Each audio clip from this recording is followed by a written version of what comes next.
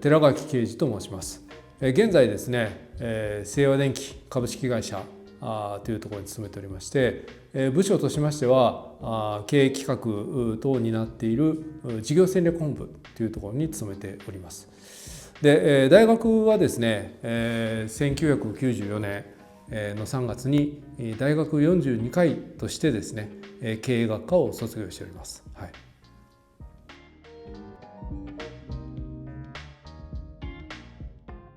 はい、これはですね、何々部って言えたら一番良かったんですけど、実はあんまり実はというかクラブには全然所属してなくてですね、そうですね、そういったことといえば、アルバイトとかですね、そういったところの方が注いだ内容になりますね。はい、ですんで、あとは1、2回生の頃っていうのは結構真面目に学校に来て、1限目から4限目、多い時で5限目の時もありましたけども、結構毎日月曜日から金曜日までフルで入れてですね、結構真面目に一応勉強もしたつもりではありますけど、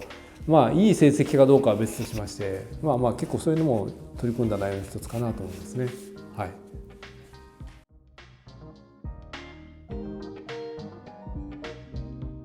多分皆さんはあんまり想像つかないかもしれませんけど、今こうやって滋賀大学に来るとですね、あんまりジャージ姿で、セッタ履きで、この時期やからあんまり寒いからってなるかも。いやでも当時寒くてもですね、結構ジャージ姿セッタ履きの学生がよく歩いてたんですよね。なので正直私も大学来てと思ったりはしましたけど、まずその彦根キャンパスっていう意味でそういうのがすごく印象的でしたし、そうですね、当時はあと、授業に出た後、空いてる時なんかは彦根の街っていうのは今みたいに観光地っぽくなくてですね、もっと住宅が結構近所ひしめいてて、その中にポツンとカラオケボックスがあったりとか、当時のカラオケボックス言いましても今みたいにインターネットでつながってるもんじゃないので、ですからディスクみたいなのが動いて曲がかかったりとかして、そういうレトロチックなカラオケボックスがあってですね、そこに空いた時間とかみんなで行ったりとかしたっていうのは思い出としては残ってますね。で、あと近所にカレー屋さんとかあってですね、もうなくなったみたいなんですけど、そこのカレーをみんな昼休みに食べに行ったりとか、そういうのも思い出としては残ってますね。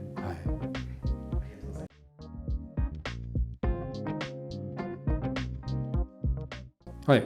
もともとですね、清和電機に入ろうっていうことで就職活動をしてたわけではなくてですね、いろいろと、金融業から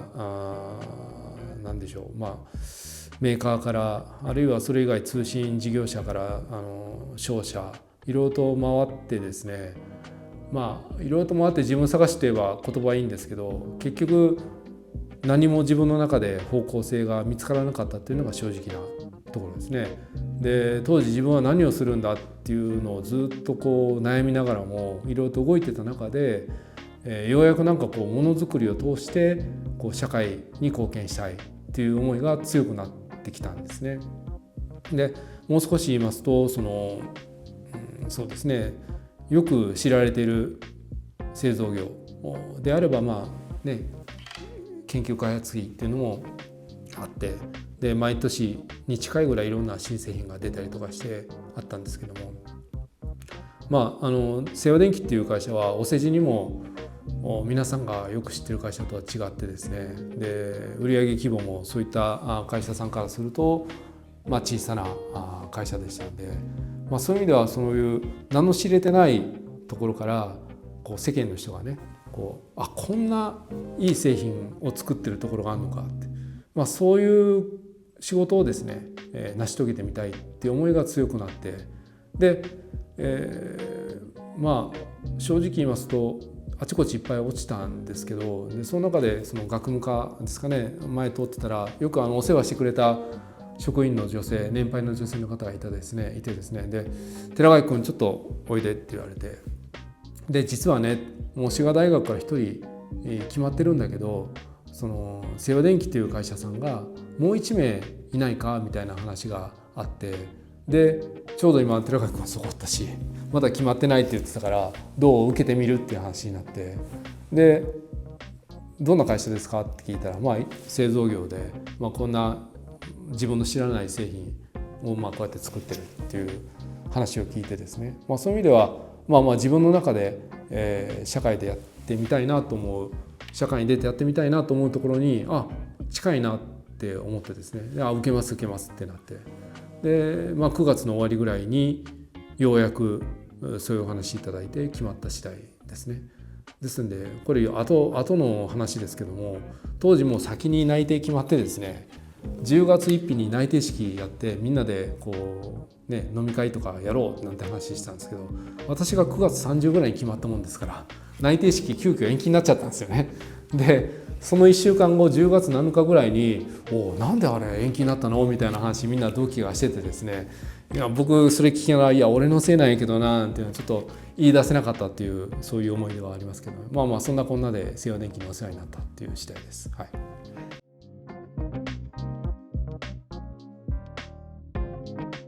そうですね、高松時代は入社して3年間でしたんで、そういう意味ではあんまりろくな成果っていうのはなかったかなと思うんですけど、とはいえですね、いきなりねその新入社員がやってきてメインのそのお客さんのところを持たせてもらえるかってやっぱりなかなかそうはならんかったんですよね。なのでダメ元だしっていうことで、高松に営業所はあったんですけど徳島と高知に強かったんですよ。で意外にもその香川県と愛媛県というところはあんまり実績なくて、実績ないんだしダメ元で回れやみたいな感じで回ってて、そういう意味でそうですね2年目3年目ぐらいになって、小さな物件ではあったんですけども、西洋電機として実績をつけることができたっていうのがあってですね、それは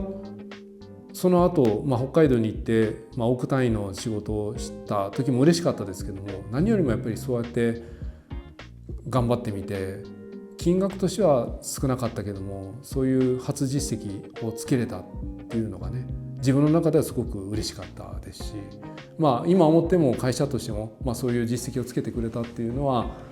いいことだったんじゃないかなっていうのがまず高松時代の思い出ですね。で北海道ではやはり、当時は業界の中でもどっちかというと後発に近いかったんですよね。ですので、先発メーカーがいて、市場を結構先に抑えてしまってたところもあったりとかして、なかなか受注状況は良かったのは良かったんですけど、いろいろとやっていく中でようやくその実績をつけていってその業界のシェアの中でやっぱり当社が一番納入実績を多く収めれるようになったっていうところが、一つ自分の中ではすごくいい業績だったかなと思いますね。ただこれも講義の中で今申し上げましたけども、自分一人で全てやったわけじゃないので、そういう意味で自分とその周りのいる人たちみんな協力してもらった中でね、そういうのが成し遂げられたっていうのが、自分の中ではすごく良かったことかなと思いますね。はい。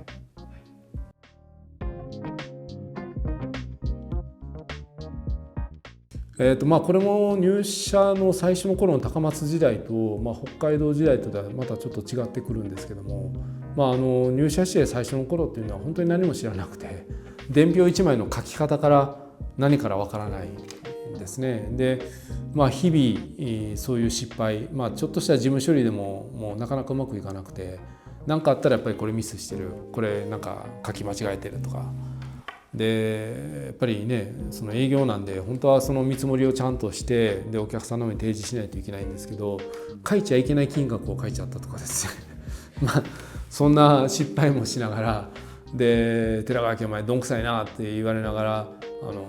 ある意味自分の中でも少しへこみそうになったところあったんですけども、そういう些細なことですけどやっぱりそれは新入社員時代であれば、それなりに辛いことかなと思うんですけどね。でもそれもやはりその講義の中で申し上げましたけども、やっぱり最初に自分が社会に出るにあたって、何を成し遂げたいのかっていう思いを大切にしながらですね、何か失敗あったとしても、そんなのでこうへこたれててですね、その社会に出る最初に思ったことが成し遂げられるのかっていうのを常に自分に問いながらですね、そう思うとこんなところでめげてる場合じゃないっていう思いが湧き出てきますんでね、そうやりながらこうなんとか乗り越えてきたかなってなりますね。なので高松時代はちょっとした初期の問題がありましたし、北海道時代になってきますと、任された物件っていうのも大きくなってきたので、その失敗の度合いっていうのがやっぱり小さな内容だとやっぱり小さく終わるんですけど、大きなね案件になってきますとやっぱり一つの失敗が大きな問題になってきますので、それはそれで自分の中では辛かったですけど、これはでもね、それの大小はあれどやっぱり乗り越える時っていうのはやっぱりそういう社会に出る時の思いっていうのをやっぱり大切にしたからこそ頑張ってこれたかなってなりますね。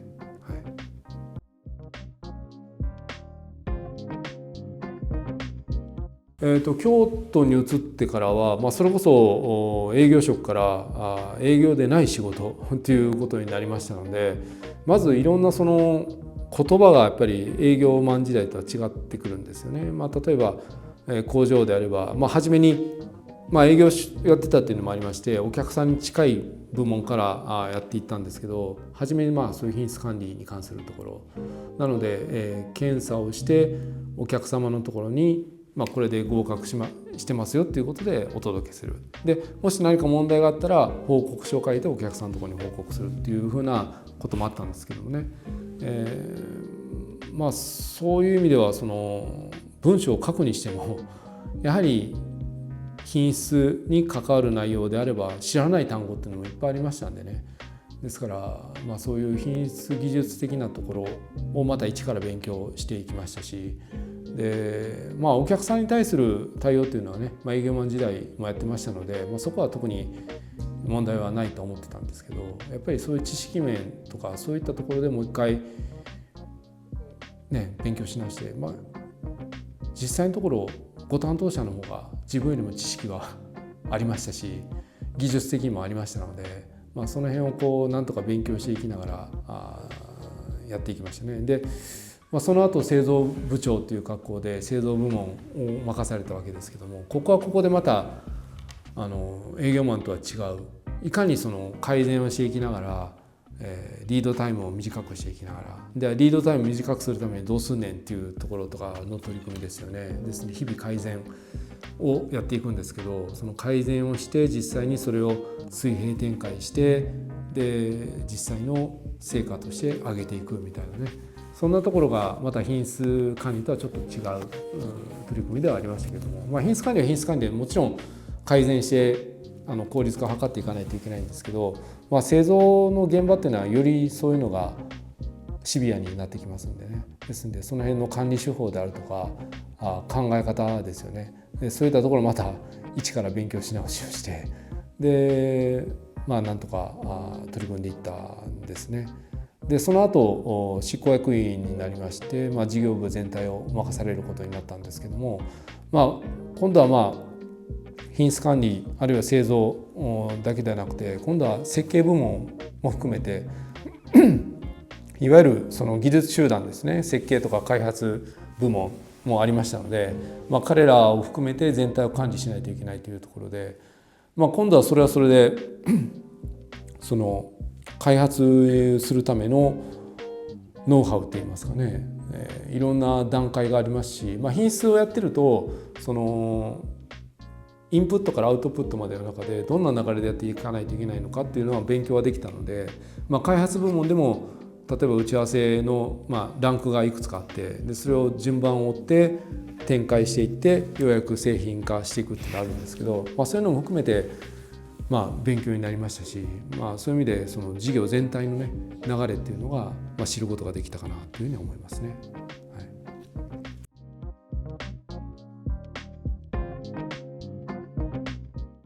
はい、もともとは事業戦略本部っていうところは、経営企画部っていう部門だったんですけども、新規事業もやっていかないと次の柱ができないということで、新規事業の部門も含めて今度事業戦略本部っていう形になったんですけども、仕事の内容的には一つは経営企画っていういわゆる業績管理とかですね、役員会資料とかも作っていったりもしますし、それに基づいてですね、そういったところと、であと IR 広報ということで、いわゆるその株主さんであるとか、そういうステークホルダーに対する、情報発信であるとか、あるいは広報もやってますので、販促物からあるいは広報媒体に対して誰をターゲットにどんな広告を出すのかっていうのも取り組んでいってますし、で最初に申し上げたその新規事業ですねのためにどんな技術シーズをネタにそれを事業につなげていくのかっていうことであったり、あるいは社会課題からこんな事業ができないかみたいなところですね、そういった業務っていいますか、ことをやってますね。でものづくりと大きく違うのは、ものづくりっていうのはそれこそ上流工程から下流工程まで一連でつながってるんですけど、今の私の部署というのは、経営企画であったり IR 広報で、新規事業とかですね、そういう意味では上流から下流というつながりじゃないんですね。ですのでそれぞれが違う役割をやってますので、そういう部門全体をマネジメントしていく難しさっていうのはありますけども、何より3カ年計画であるとか3年後どうしていくっていうそういうところの企画をやっていく中でですね、全社的な視点を持ちながらどういうんですかね、いろんな部門を巻き込んでですね、計画通りにどう回していくかっていう、そこはそこでもう一つものづくりとはちょっと違う楽しみって言いますか、しんどくもありますけども、そこが醍醐味の一つかなっていうのはありますね。はい。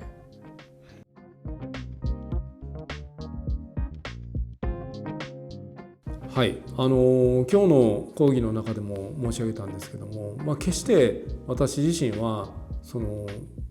課長になってやろうとか部長になるためにどうしようかとか執行役員になるためにどうしようとか取締役になるためにどうしようっていうふうに考えてやってきたわけではなくてですね、どちらかというと本当に目の前のことに一生懸命取り組みながらで一つ一つ自分のスキルとして身につけていきながら結構そういう意味では努力っていうのをすごく大切にしてきたっていうのはありますね。でそういう中で一つはそうですね、自分の中でいろんな壁を作って自分はここまでしかやりませんとかそういうわけではなくて、とにかく新たなことにチャレンジしていきながらですね、努力を続ける。失敗もたくさんありましたけど、それをリカバリーすべく誠心誠意前からぶつかっていってなんとかリカバリーしていくっていう、そういう中で、たまたまそういうポジションに就かせてもらったっていうのが正直なところですね。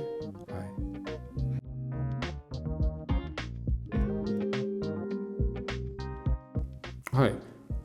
こればっかりは多分人それぞれだと思うんですけども、シンプルに言えばその楽しく折れるかどうかっていうところなんでしょうね。でもし私自身がその30歳の時に今の仕事を楽しいと思えてなかったら、じゃあ他の転職の先を見た時にこっちの方が楽しそうだなとか、分かりやすく言えばそうなんですけど、そういうのがあったら多分転職してたと思いますし、講義の中でも申し上げた通りちょうどその30歳ぐらいになるに向かってですね、いろんなその仕事の中身が分かっていって、それこそ勉強していく中で自分にスキルがついていく嬉しさだとか、そういう仕事の人間関係においても充実していったっていう中で、楽しいと思えたっていうのがあったので、それはその瞬間では残ることを選んだっていうことであって、残ることがどうかっていうのはあまり、特には考えとしてはないんですけども、だから結局それで後悔してるかしてないかかなと思います。そういう意味では残ったことで、特に今としては特段後悔はしていませんので、それはそれで良かったかなと思いますし、じゃあ転職しない方がいいのかって言ったら決してそうではないと思いますんでね、それはその時々の状況とその人の置かれた内容ですね、それによるかなと思います。はい、ですのでどれがどうっていうのは特には自分の中ではないです。はい。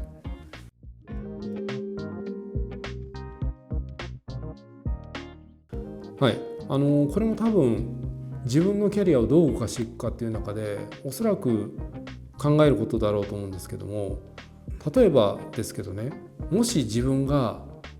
電気系を出てたとして、じゃあ電気会社に入りました、設計部門に行きました。そうすると自分の持っているのは電気の知識ですって言ったってそこの部署に行けばみんな持ってるわけですよね。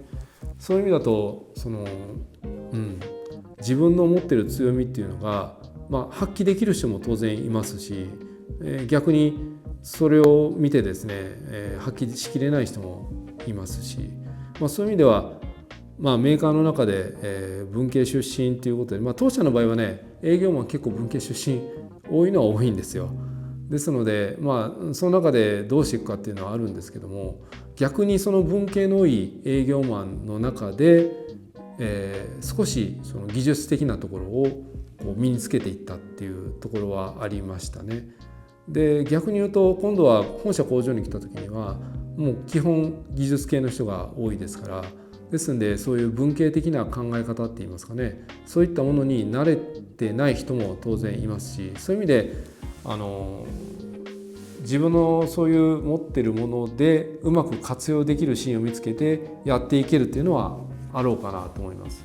なので営業マン時代はむしろ文系の強みを生かしたというよりかは、文系出身者が多い中でじゃあ自分はこういう技術的な知識を身につけていこうと思いましたし、本社工場に来た時には技術系が多い中でじゃあ自分は文系出身者としてこういう視点でもう少し議論してみようみたいな、そういう意味ではそれぞれで良かったかなと思いますね。はい。